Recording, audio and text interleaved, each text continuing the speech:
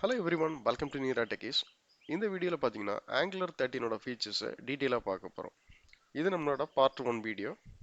Part 1ல பாத்தீங்கன்னா environmental setup அப்புறம் பாத்தீங்கன்னா application installation. ஸோ அதான் நம்ம பார்க்க போறோம்.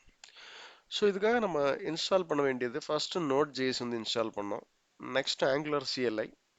ஃபைனலா பாத்தீங்கன்னா Visual Studio Code வந்து நம்ம இன்ஸ்டால் பண்ணோம். ஓகே, ஃபர்ஸ்ட் பாத்தீங்கன்னா நம்ம Node.js வந்து இன்ஸ்டால் பண்ணிடலாம். ஸோ Node.js இன்ஸ்டால் பண்ணுறதுக்கு அவங்களோட அஃபிஷியல் வெப்சைட் இருக்குது nodejs.org.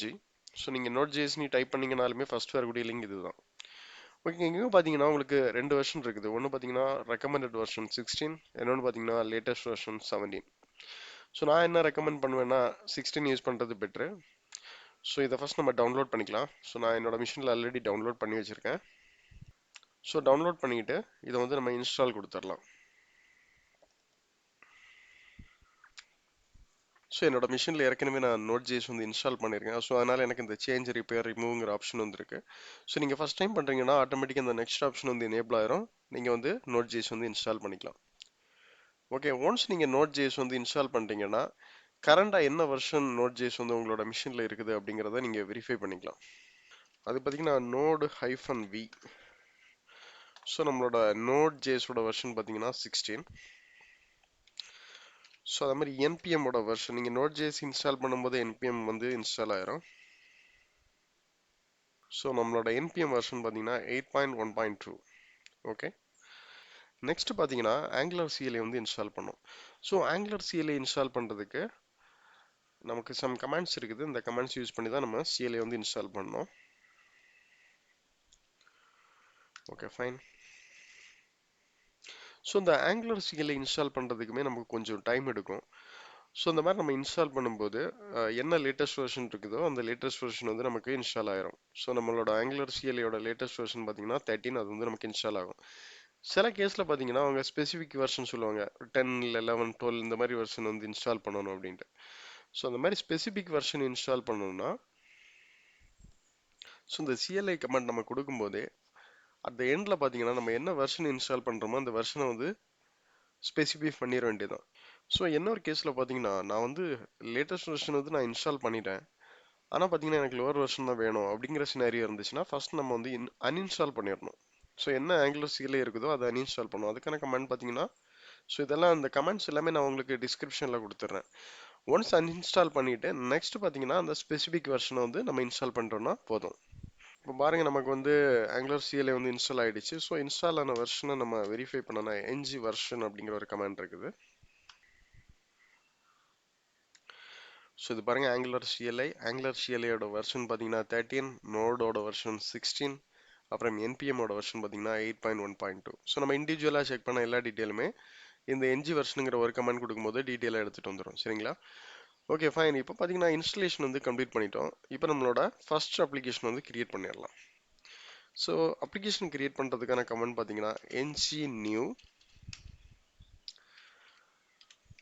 ஸோ அப்புறம் பார்த்தீங்கன்னா நம்மளோட ப்ராஜெக்டோட நேம் தான். நான் ப்ராஜெக்ட் ஃபைன் கொடுத்துருக்கேன், ஏன்னா நான் கண்டினியூஸாக இந்த நேம்ஸ் யூஸ் பண்ணிக்கிட்டே இருக்கேன். ஓகே, ஃபர்ஸ்ட் ஸ்டெப் என்ன கேட்குதுன்னா would you like to add angular routing? Yes. So நம்ம எஸ் கொடுத்தாச்சுன்னா அந்த ரவுட்டிங்கான ஒரு ஃபைல் எல்லாம் அதுவே ஜென்ரேட் பண்ணி கொடுத்துரும். ஸோ நெக்ஸ்ட் பார்த்தீங்கன்னா சிஎஸ்எஸ். ஸோ நான் டிஃபால்ட்டு சிஎஸ்எஸ்ஸே சூஸ் பண்ணிக்கிறேன். ஸோ இப்போ பார்த்தீங்கன்னா நம்ம மிஷினில் வந்து ஆங்குலர் அப்ளிகேஷன் வந்து இன்ஸ்டால் ஆகிட்டு இருக்குது. நீங்கள் அந்த ஃபைல்ஸ் எல்லாம் பார்க்கலாம், என்னென்ன ஃபைல்ஸ் கிரியேட் ஆகுது. அப்புறம் ஸோ இது ஃபைல்ஸ் மட்டும் இல்லாமல் அந்த ரெலவெண்ட் பேக்கேஜஸ் எல்லாமே பார்த்தீங்கன்னா நம்மளோட மிஷினில் வந்து இன்ஸ்டால் ஆயிரும். ஸோ ஒன்ஸ் இந்த இன்ஸ்டலேஷன் கம்ப்ளீட் ஆகிடுச்சுன்னா நம்ம வந்து அப்ளிகேஷனை வந்து ரன் பண்ணி பார்த்துடலாம். ஸோ இந்த இன்ஸ்டலேஷனே பார்த்தீங்கன்னா நம்ம கொஞ்சம் டைம் எடுக்கும். மீன்வைல் நம்ம விசுவல் ஸ்டுடியோ கோட் எப்படி இன்ஸ்டால் பண்ணுறதுங்கிறத பார்க்கலாம். ஸோ நம்மளோட ப்ரௌசரில் போயிட்டு நீங்கள் விசுவல் ஸ்டுடியோ கோட்னு டைப் பண்ணிங்கன்னா வரக்கூடிய ஃபர்ஸ்ட் URL தான். So download for Windows. So இங்கே போயிட்டு நீங்கள் டவுன்லோட் பண்ணிங்கன்னா ஒரு பேக்கேஜ் வரும். அந்த பேக்கேஜை போயிட்டு ஜஸ்ட் இன்ஸ்டால் பண்ணிட்டீங்கன்னா போதும். ஸோ இந்த விசுவல் ஸ்டுடியோ கோடுங்கிற எடிட்டரை வந்து நம்ம யூஸ் பண்ணிக்கலாம். ஓகே, இப்போ பார்த்தீங்கன்னா நமக்கு அப்ளிகேஷன் வந்து இன்ஸ்டால் ஆகிடுச்சு. அதை போயிட்டு விசுவல் ஸ்டுடியோ கோடெலாம் நம்ம ஓப்பன் பண்ணலாம். ஸோ இங்கே பார்த்தீங்கன்னா ஃபைலுங்கிற ஆப்ஷன் இருக்கும், அதில் போயிட்டு open folder. So okay, project ஃபைன்ற நேமில் தான் நான் ஆக்சுவலாக ஓப்பன் பண்ணியிருந்தேன். ஸோ ஓப்பன் பண்ணும்போது பார்த்தீங்கன்னா இந்த மாதிரி ப்ராம்ப்ட் கேட்கும், yes I trusted this authors, அது கொடுத்துடலாம். ஸோ இப்போ நம்ம பார்க்குறோம் இந்த project structure. So node modules இருக்கும், இங்கே தான் நம்மளோட பேக்கேஜஸ் எல்லாமே இருக்கும். நெக்ஸ்ட் சோர்ஸ்குள்ளாடி ஆப் காம்பனண்ட். ஸோ இந்த ஆப்புங்கிற ஃபோல்டர் தான் ரொம்ப முக்கியமானது. இங்கே தான் உங்களுக்கு பேசிக்காக ரன் ஆகக்கூடிய எல்லா ஃபீச்சர்ஸுமே இருக்கும். ஸோ இங்கே இருக்கக்கூடிய ஃபோல்டர் ஸ்ட்ரக்சர் அப்புறம் இண்டிவிஜுவல் ஃபைல்ஸ் வந்து என்னென்ன ஒர்க் பண்ணுது அது எல்லாமே பார்த்தீங்கன்னா நம்மளோட அடுத்த வீடியோஸில் பார்க்கலாம். இப்போ நம்மளோட அப்ளிகேஷனை ரன் பண்ணிடலாம். ஸோ அதுக்கு பார்த்தீங்கன்னா டெர்மினல் போயிட்டு நியூ டெர்மினல்.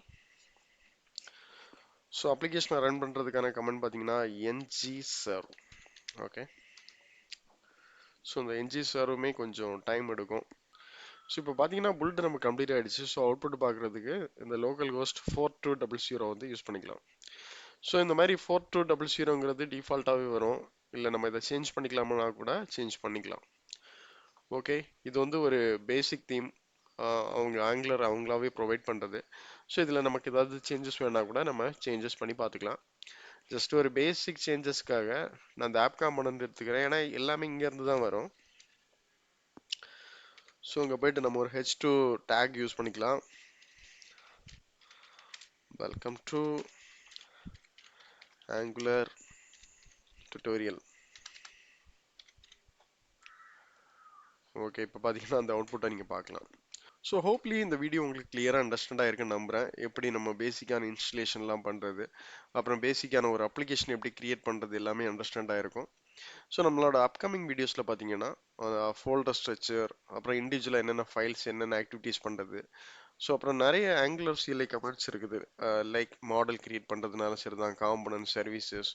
ஸோ இது எல்லா ஃபீச்சர்ஸுமே நம்மளோட அப்கமிங் வீடியோஸில் டீட்டெயிலாக பார்க்க போகிறோம். ஸோ நம்ம சேனல் யாரெல்லாம் சப்ஸ்கிரைப் பண்ணலையோ சப்ஸ்கிரைப் பண்ணுங்கள். இந்த வீடியோ பிடிச்சிருந்தோன்னா லைக் பண்ணுங்கள். தேங்க்யூ.